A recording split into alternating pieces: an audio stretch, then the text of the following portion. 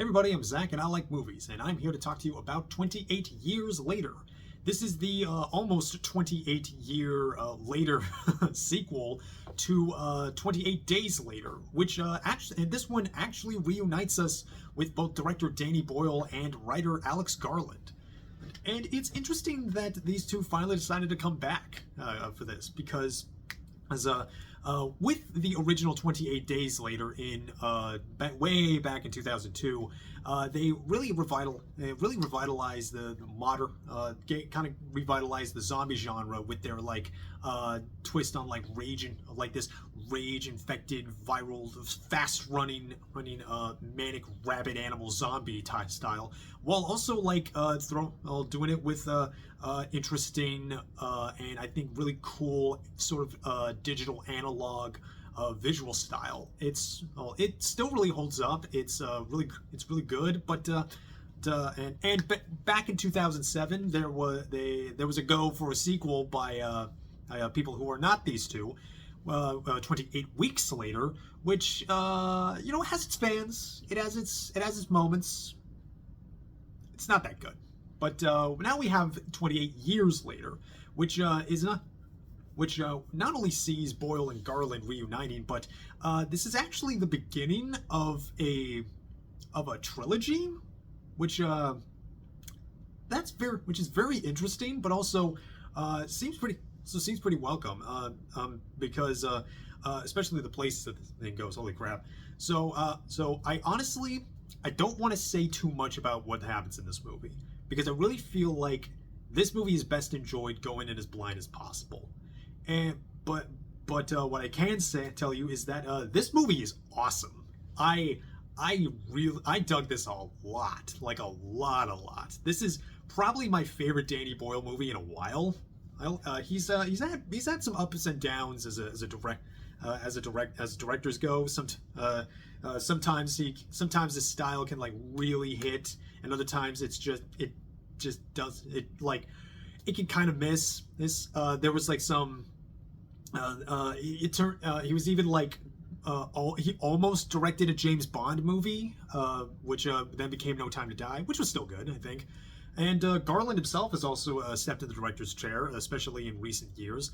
And but I really feel like these two sort of bring out the best of each other, even in terms of the concepts, the story setups they follow through, the concepts that and ideas that they introduce and sort of shift, and the way that they shift genre, even if that shift can be a little inelegant. I think that boldness, it really ignites through the both of them. And that absolutely can be said for 28 Years Later. This is a movie that is ostensibly a horror series, but is this time around it's a much more. It feels a little spiritual. It feels there's definitely religion in this. But there's definitely a much more graciousness to the idea of death and living amongst death. Because now, what with the rage virus having been just stuck in the air in Britain, all of Britain is now quarantined. Has been quarantined for years now, and we get a story, about that is a coming of age story about a young boy named Spike, and he has his father played by Aaron Taylor Johnson, and his mother played by Jodie Comer, and those sort of push and pulls between what he feels expected to do, and sort of do as part of this sequestered off community. They live in this little island town just off of the mainland that that's only accessible through this long stretch of rock that it's only available on low tide. So they have bear hunters that go out and they forage and look for stuff and all that, and they fight off infected. And it's really cool to see what they did with the infected people here. because they have there's Danny and Garland had spoken about like it was sort of inspired by what we all went through with COVID-19, and seeing how that like viruses need to they would mutate and evolve in order to maintain. And especially with the specifics of how the rage virus works, because like it's just like completely shuts off any other emotion other than just this ruthless violent rage. And it like you'd have all these like they're effectively zombies just like shambling after you, and they just be burning so much calories. And now it's like mutated out where like now they're like hunting in packs. There are alphas that are basically these like almost hulked out, roided out monster like big guys that are like ripping off heads, Predator style.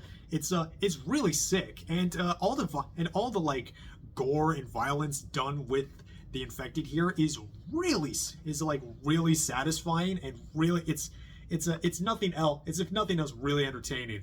And I think it's really cool to see how Boyle captures this, how Boyle and his DP Anthony Dodd Mantle, how they capture this, because they shot this movie.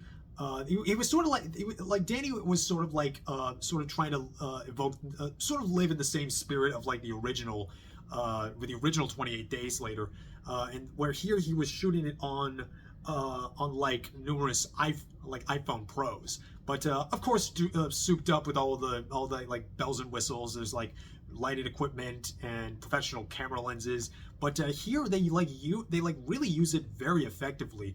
The way they like shoot a face to feel like both claustrophobic but also very human. There's especially the ways that they capture the violence here, because like there's a lot of like use of like bow and arrow work, and because like bullets are so hard to come by, and like you need to be away, and also you need to be away from the infected because you don't want their blood on you.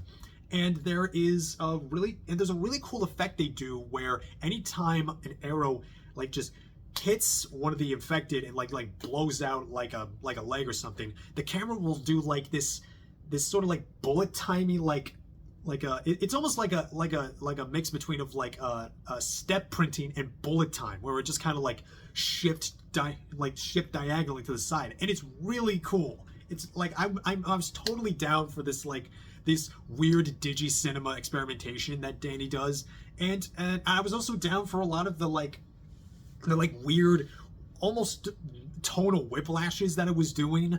The way that it would like just kind of shift to like what kind of movie would be, or even what kind of moment it would be. So by the time we get to the Dr. Kelson character played by Ray Fiennes, like I was like, how do we get? I'm like, I don't know how we got here, but I was so thrilled that we got here, and the journey that we took to get here. And also, Ray Fiennes is really great here. He feels like really like attuned into this role. And that's this Dr. Kelson character. He's very Colonel Kurtz.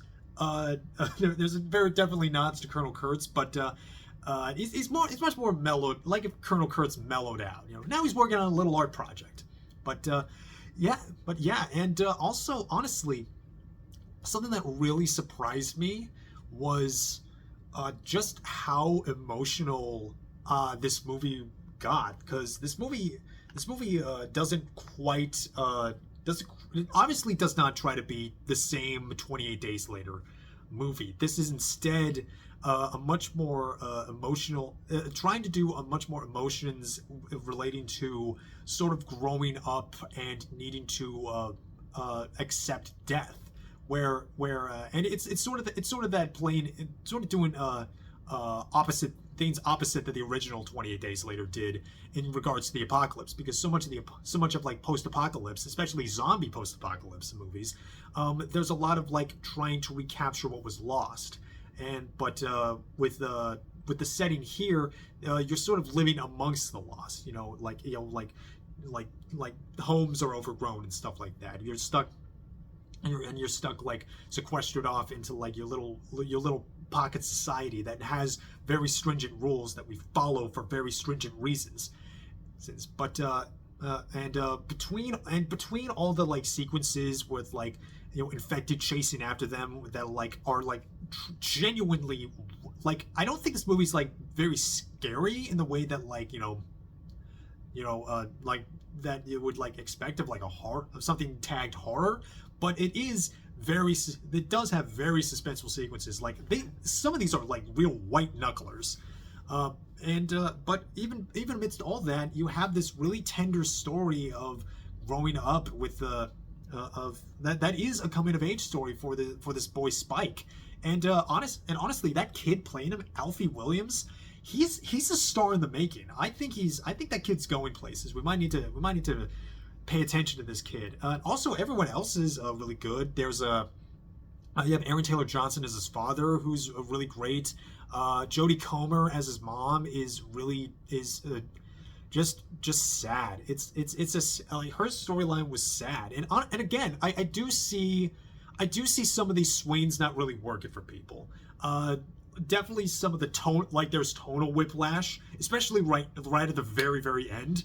But I was honestly down for a lot of that. I feel like since things just the way things resolve, I'm so interested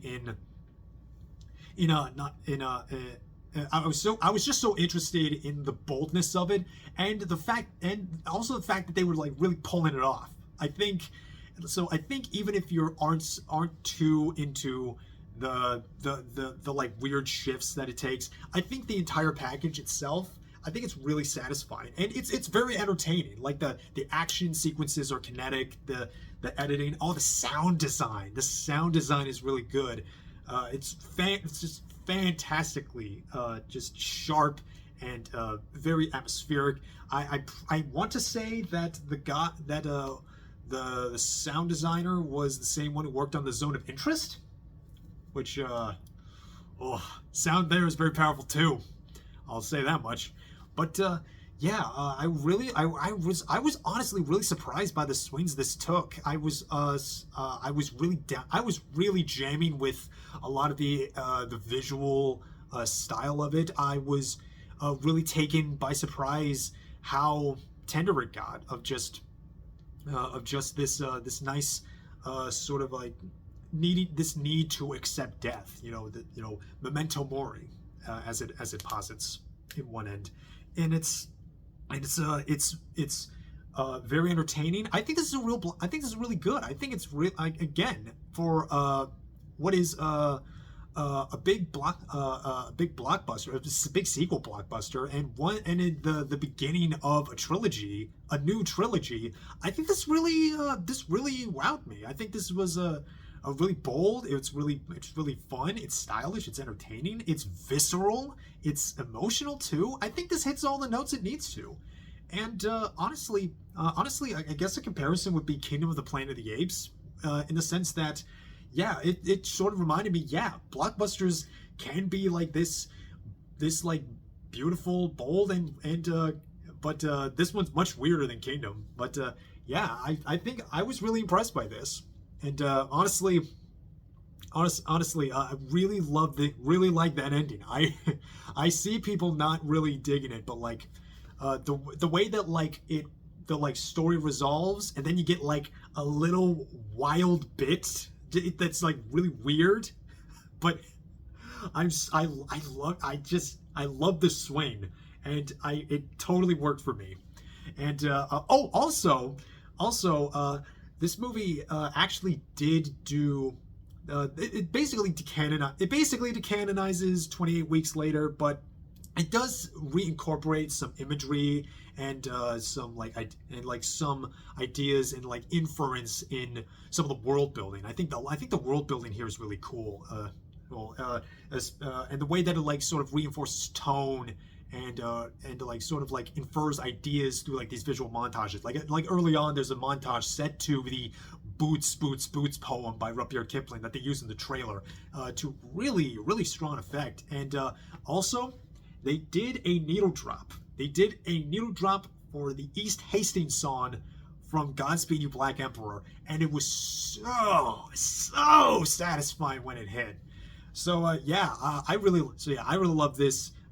Again, try to go in blind. I don't think I spoiled too much, but yeah, this goes places you would not expect, and it really worked for me. Yeah, I gotta watch this again. This was really good. This was really good. Yeah, and honestly, right now I'm feeling like a strong 8. This is great. I don't think it has quite as much newness as but that's almost to be expected. Like Danny and Alex, they said that one reason they never went back to it because the blood from 28 Days Later is was in the DNA of horror media that came after it. But I'm glad they came back for this time, and gotta see what they got next. Yeah, I really like this. So yeah, that'll be it. Comment, like, subscribe. What did you think of 28 Years Later? Did you like it? Did you like that ending? I like that ending. But yeah, that'll be it. I'm Zach. I like movies. I got a lot more movies to watch, and I hope you watch movies too, because movies are life and movies are good. And I will see you all next time, and you take care of yourselves.